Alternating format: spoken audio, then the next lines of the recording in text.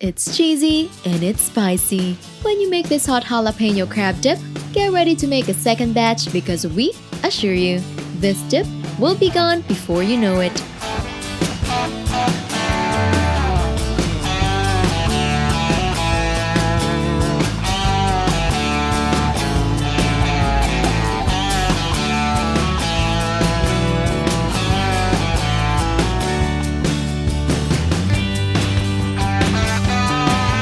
Start by preheating the oven to 350 degrees Fahrenheit.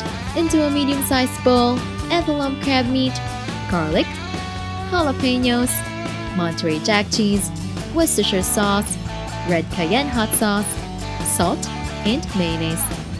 Toss them gently in a mix before transferring the mixture into a medium-sized shallow baking dish. Sprinkle some grated Parmigiano-Reggiano cheese on top, then bake for 25 minutes until golden brown and bubbly. Garnish it with chopped scallions once baked, then you can go ahead and dip in.